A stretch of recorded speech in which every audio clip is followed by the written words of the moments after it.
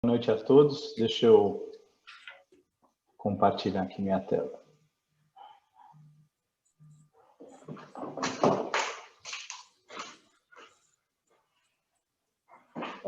Todos estão vendo? Eu estou vendo. Então tá bom. Deixa eu dividir aqui para não atrapalhar ninguém. Na verdade, tem esse título até o nosso bate-papo de hoje, mas é um pouquinho diferente. Eu só quis colocar esse aqui, que na verdade é um incentivo, não é do, né? Porque muitas vezes você usa, bom, quem procura acha, é um negócio ruim, mas aqui é o lado positivo, né? A ideia hoje é a gente falar um pouquinho sobre o capítulo 25 do Evangelho, buscar e achareis, né?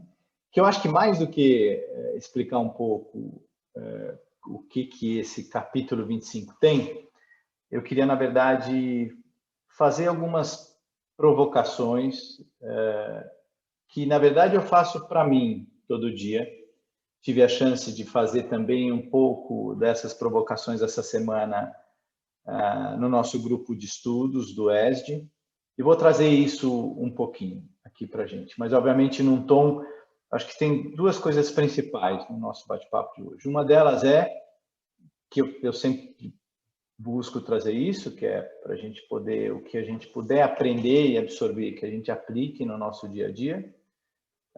E eu acho que o segundo é realmente sempre nos habituar à reflexão, né? Então, o capítulo 25 do Evangelho, ali quase no finalzinho, né, já, ele traduz esse buscar e achareis com esse ponto principal aqui, inicial, que é o ajuda-te e o céu te ajudará. E nesse comecinho, eu acho que ele já diz isso de uma forma muito clara, mostrando mais do que nunca uma mensagem de otimismo para todos nós, né? E o tamanho do coração de Deus, que eu acho que é mais importante ainda. Então, o que diz esse início aqui? Pede e vos será dado. Buscai e achareis. Batei e abrir-se-vos-á. Pois todo o que pede, receberá. Quem buscar, achará, e a porta se abrirá a quem nela bater. Qual é o homem que entre vós dá uma pedra a seu filho quando ele lhe pede pão? Ou se lhe pedir peixe, lhe dá uma serpente? Se então, sendo maus como sois, sabeis dar coisas boas aos vossos filhos, quanto mais vosso Pai, que está nos céus, dará boas dádivas aos que lhas pedirem.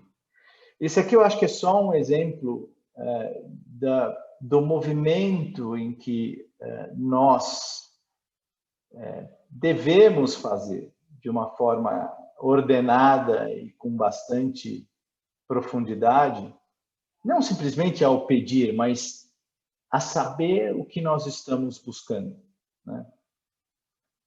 Porque efetivamente isso vai acabar, e nós vamos discutir isso um pouco já, vai acabar determinando quem somos, mais do que nunca, né? O caminho nessa busca, ele definitivamente ele se mistura um pouco com o nosso caminhar da evolução, né? Que é mais importante. E aí, essa mensagem inicial para mim, que está ali na primeira página do capítulo 25, ela é para mim, um manifesto de fé, mais do que nunca. Diz, olha, o ajuda-te é literalmente, e nós vamos também poder discutir isso já, o ajuda-te mais do que nunca é conheça-te a ti mesmo, saiba o que você quer, o que você busca, e eu vou estar aqui. Mas o caminho é teu, né? Eu acho que já ficou muito claro para todos nós que Deus diz, olha, o caminho quem vai trilhar não sou eu vou estar do teu lado o tempo inteiro, estendendo a minha mão o tempo inteiro, que é o que ele coloca aqui, né? E a gente já viu isso de diversas formas diferentes, em várias mensagens que a gente já leu aqui em outros momentos que nós estivemos juntos, né? mas passa por uma pergunta de reflexão muito grande, pelo menos que para mim sempre, ela sempre bate no coração. E qual é a sua busca, né? Porque, de novo, se ele diz busca e achareis, mas o que eu estou buscando? Qual é o meu caminho, né? E aí, esse eu acho que uma das questões mais profundas que todos nós temos, quase que o tempo inteiro, né? O que efetivamente vai fazer o meu passo a passo? E é interessante porque se a gente for tentar responder agora, sem muita reflexão, provavelmente vai vir uma série de coisas que talvez não tenham esse efeito transformador em cada um de nós, né? Mas, ao mesmo tempo, também, se eu não me habituar a refletir, eu vou ficar sempre arranhando a superfície, né? E não vou jamais tentar me aprofundar nesse tema, que, como a gente já viu na página anterior, pode ser o tema em que vai fazer com que eu chegue aonde eu queira chegar, né? Mas eu preciso saber disso, definitivamente, né? E aí tem uma brincadeira que não deixa de ser, né? Como toda brincadeira tem um efeito de reflexão muito grande, que é se aparecer a lâmpada, né, do gênio aqui na sua frente e você puder fazer pedidos, seja eles quantos forem, né? Os famosos três, né? Você tem consciência efetivamente daquilo que você deseja, né? E aí, eu sei, isso aqui já fez parte, inclusive, de alguns estudos de comportamento e tudo mais, essa brincadeira, mas que na verdade não é. E é interessante, porque, de uma forma geral, sair para fazer uma pesquisa disso na rua, duas coisas caminham lado a lado aqui nesse, né? Mas o que você quer? Coloco aqui a lâmpada e o que você quer pedir? É interessante, porque o resultado ele sempre caminha ou é dinheiro ou eu peço para emagrecer. Que é incrível isso, né? Ou seja, nenhum desses dois componentes realmente ele deixa de arranhar a superfície. Eles não deixam de ser legítimos, mas nenhum dos dois eu levo comigo, né, ao longo da eternidade. Então é aí que requer com que a gente mergulhe um pouco mais a fundo. Talvez se tiver um terceiro pedido, você peça uma coisa um pouco mais duradoura na tua jornada evolutiva, mas o que realmente fica é uma visão de muito curto prazo, né? E é interessante porque a gente estava discutindo essa semana no nosso grupo de estudos do ESD, em que a gente emana de energia, né, de fluidos e tudo mais, efetivamente o que está no nosso desejo central, como eles chamam. Então, o que você deseja é efetivamente aquilo que você vai se tornar, pelo menos externamente, pelo menos aquilo que você emana, né, o que você emana de energia, de vibração. Então, olha que coisa interessante. Se eu não refletir com relação a essa pergunta e não tentar identificar isso dentro de mim, eu não vou ter plena consciência de quem eu sou. É tão simples quanto isso, né? Então, não é que simplesmente eu digo isso porque seria legal se você tropeçasse na lâmpada. É muito mais importante que isso, porque isso diz o tempo inteiro quem você é. Quantas vezes todos nós aqui já nos deparamos com uma série de pessoas, ambientes, situações que nos remeteram a alguma sensação? Você chegou num ambiente e diz, não estou me sentindo bem aqui. Você encontrou uma pessoa e falou, nossa senhora, que coisa interessante, eu nem conhecia essa pessoa, eu já me identifiquei tanto com ela. Ou então, puxa, ele me falou isso, ou viajei para um lugar e me senti em casa. Uma série de sensações que vêm no nosso dia a dia, de uma forma muito intensa, que na verdade tem muito a ver com o que eu emano e, obviamente, com o que vem para mim. Então, imagina se eu não tenho nenhuma noção do que eu emano, de como as pessoas me sentem. Eu não estou nem falando aqui como as pessoas me veem. Eu estou tentando, num primeiro momento, imaginar, né, a situação que todos nós estamos encarnados e eu passo uma vibração, um fluido, que faz com que essa sensação se dispare nas outras pessoas. Se eu não sei o que é isso, puxa vida, né? O que eu sei e eu sinto é que toda vez que eu estou bem, que eu estou um pouco mais em equilíbrio, em harmonia, quando eu vou conversar com alguém, parece que flui mais. Quando eu lido com um problema, eu estou mais em equilíbrio, parece que aquele problema não é tão grande. Ou então, que opções para a solução daquele problema aparecem com mais facilidade.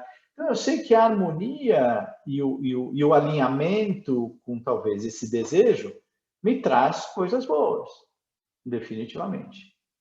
Agora, o ideal, e é esse o caminho da evolução, é que eu saiba o que está no meu desejo central. O problema é o que está ali, na grande maioria das vezes, eu não tenho a mínima ideia.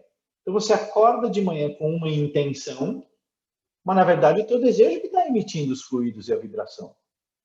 É incrível isso, né? Então, essas perguntas, eu não trouxe elas aqui para a gente tentar respondê-las aqui, mas é simplesmente para que a gente... Isso aqui faz parte do buscar e achareis, porque se você for buscar algo que você não sabe, nem aquilo que você está emanando, você vai acabar encontrando o que você não estava procurando, que é um negócio de doido, né? Eu lembro um amigo meu dizendo assim, a mesma coisa que um barco à vela sem o leme. Então, vai bater o vento e ele vai te levar para algum lugar, mas você não tem a mínima ideia de onde ele vai parar, porque não tem leme. Então, o que a gente acaba vendo ao longo da nossa história, que tudo aquilo que, pelo menos, a doutrina pede para nós, é algo muito, muito tangível. Não é o conhece-te a ti mesmo como primeiro passo, porque é legal. Porque faz todo sentido nos dias de hoje eu tentar me conhecer, me aprofundar. Não. Isso é o ideal da evolução. E, de novo, se Deus diz, ore, se concentre em mim e me peça que eu ajudarei. É isso que ele diz nesse capítulo 25 aqui do Evangelho. Olha, pensa direitinho, senta com calma, no momento em que você estiver calmo e tranquilo, e me peça, que eu vou te dar. Puxa, mas para saber o que eu vou pedir, eu preciso saber o que eu quero. Né?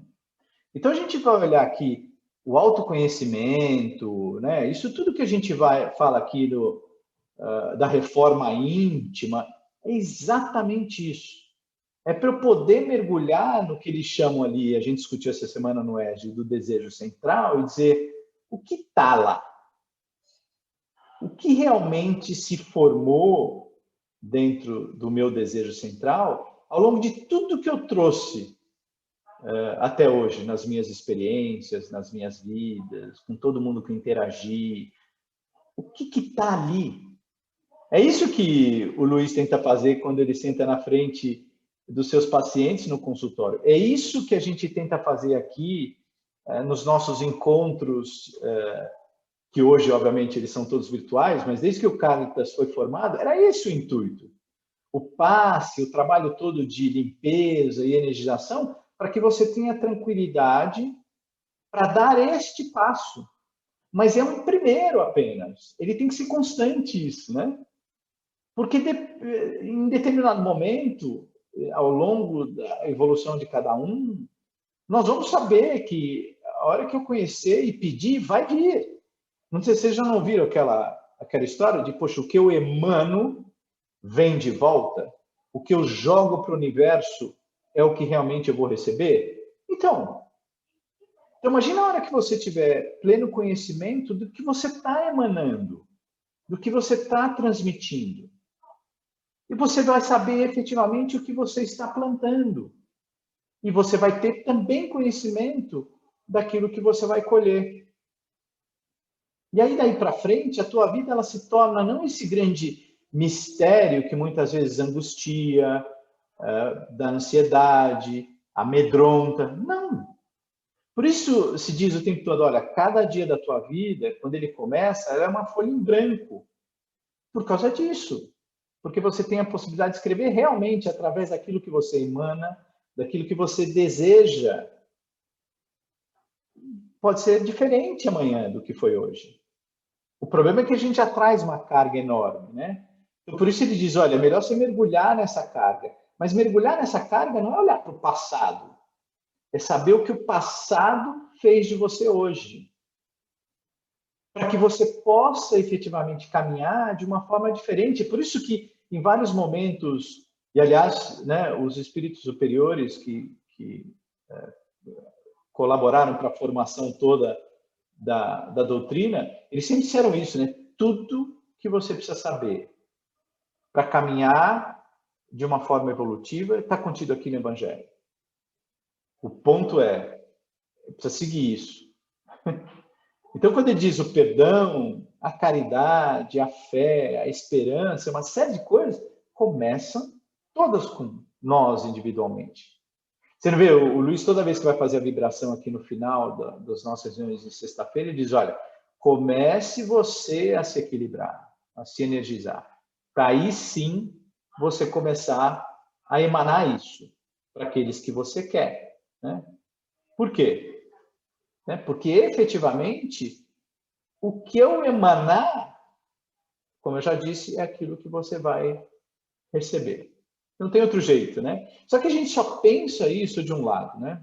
A gente sempre talvez pensa, e aí é um dos problemas que eu tenho muitas vezes, e já comentei aqui com vocês, com a linguagem que é usada no Evangelho, e talvez um dia isso aí vai mudar completamente, porque, óbvio, foi escrito num momento em que a alegoria e as analogias feitas, elas tinham um fundamento histórico, inclusive, né?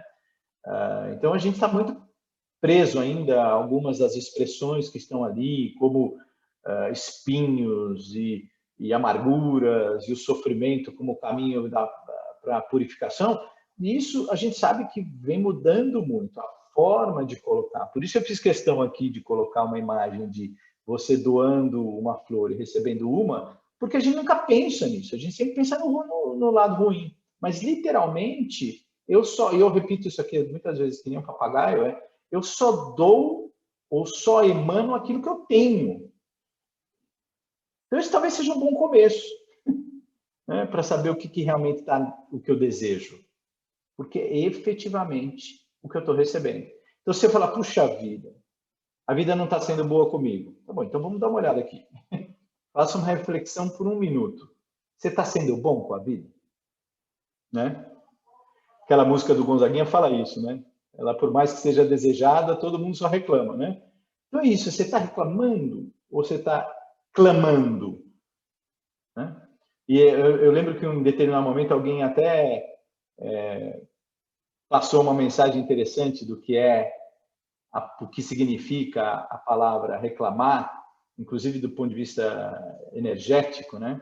Que é exatamente isso, é o que eu estou emanando. Quando eu reclamo, eu estou emanando algo e estou pedindo para que aquilo aconteça. Então, é bom tomar cuidado, inclusive, nesse sentido. Né? Talvez uma das melhores formas de você conhecer um pouco aquilo que você está expressando para o universo é saber o que você está recebendo do universo. E não só, né, óbvio, estamos hoje aqui todos tendo uma experiência material, mas é em todos os sentidos, né? E fundamentalmente o equilíbrio interno, a força que você está sentindo hoje internamente ou não, tudo isso, né?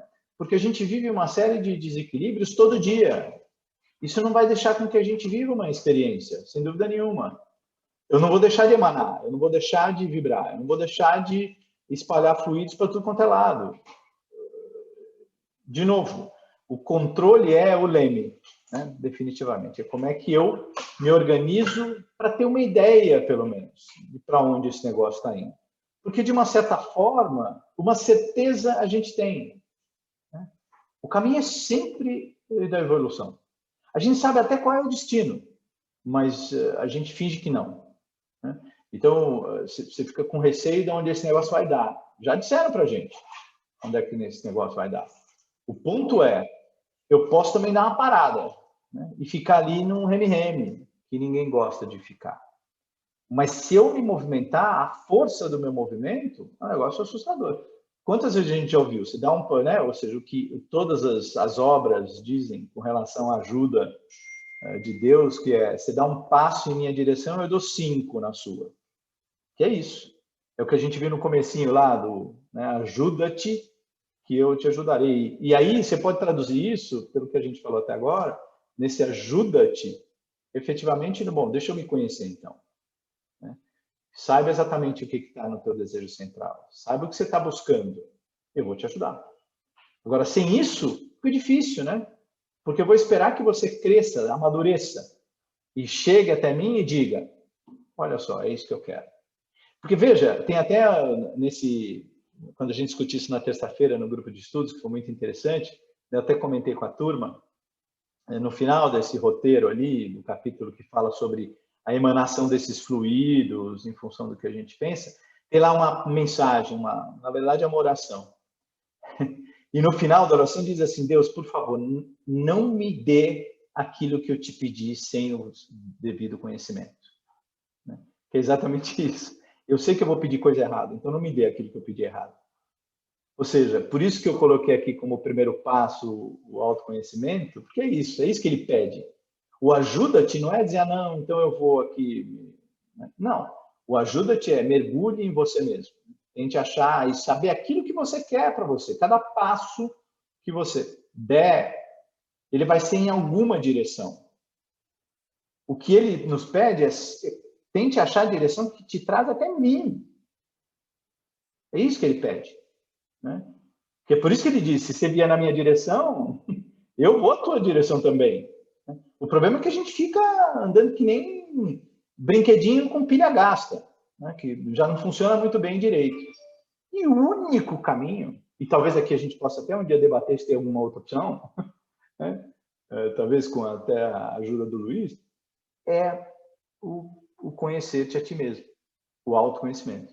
Que eu vou saber o que se formou, né? Que eu sempre digo aqui, eu sou fruto de todo esse meu passado, mas completo dono também do meu futuro e para onde eu quero caminhar. Aí você quer um caminho mais reto ou um caminho... E é interessante que a gente também discutiu isso na terça, né? Que muitas vezes eu estou num caminho, eu vou para o oposto, e desse oposto eu vou para um outro oposto, e eu fico nesse pêndulo, que uma vez um cara desenhou um negócio interessante para mim.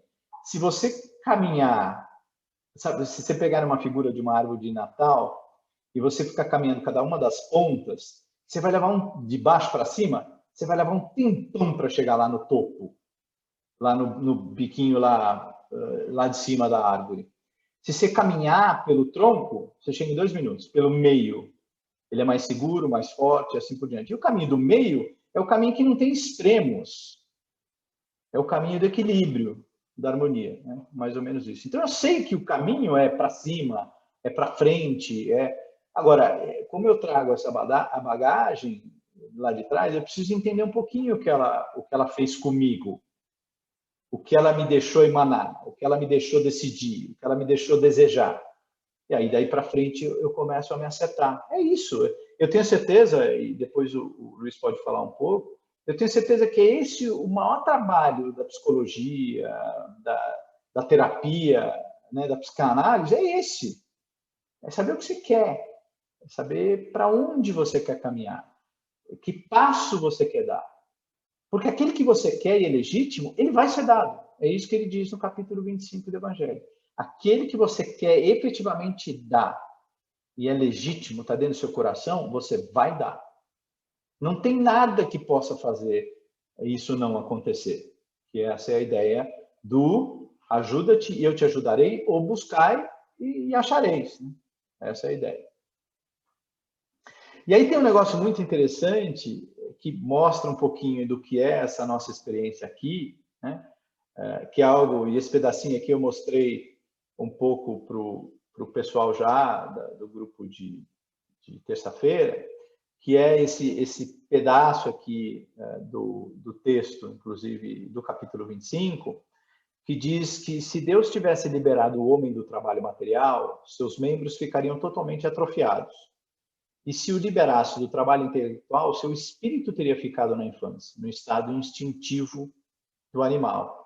Ou seja, existe um trabalho muito legal, que inclusive talvez o grande componente que ajude a conectar essas duas coisas, né, o trabalho material e o trabalho intelectual, é a ciência, né, porque a ciência ela existe justamente para trazer isso para o nosso dia a dia, para o progresso fazer parte do nosso desenvolvimento individual, né? A gente está vendo hoje, no momento que nós estamos passando, o papel que a ciência tem, né?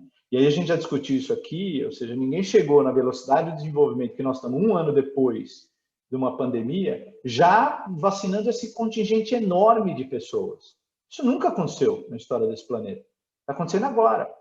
Então, não, aconteceu alguma coisa de positivo durante essa pandemia? Um monte já. A principal delas, a gente descobriu que a gente pode desenvolver um imunizante numa velocidade absurdamente maior do que a gente fazia. Então, fica pensando no que pode vir, né, de casos como o que nós estamos vendo hoje no futuro. Nós vamos estar muito mais preparados. Muito mais. E é justamente uma combinação desse trabalho material para o trabalho intelectual, porque você veja, outro ponto interessante aqui desse exercício, também não basta apenas o trabalho intelectual de desenvolver a vacina, você não tem o trabalho material eficiente de colocar isso lá na ponta para efetivamente chegar até as pessoas. Poxa, estou aprendendo isso agora, então. Por isso que eu digo, nós vamos estar muito mais preparados lá na frente, né?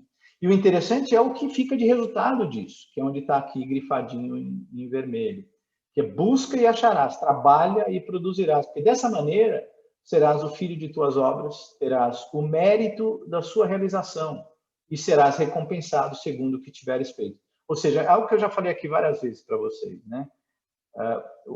Deus nos dá a oportunidade da luta, da batalha, para que a gente tenha o mérito da vitória. Ele nunca pensa na outra opção.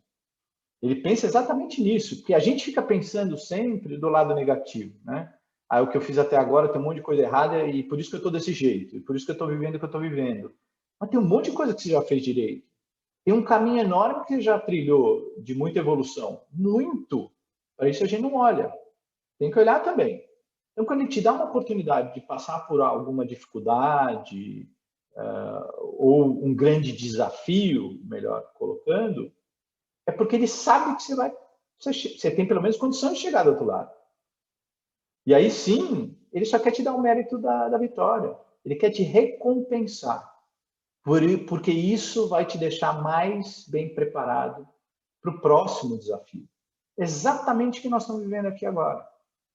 Quantas vezes a gente já disse, ao longo desde que a gente começou, e graças a Deus o Caritas foi rápido nisso, em começar rapidamente já com as nossas reuniões virtuais, desde que começou a pandemia, a gente falou isso logo lá no comecinho, em março do ano passado. Quando a gente disse, olha, nós escolhemos passar por essa situação porque a gente sabe que nós vamos sair do outro lado. Que nós vamos vencer esse momento que nós estamos vivendo. A gente já venceu. Por que não vamos vencer de novo? Vamos, sem dúvida nenhuma.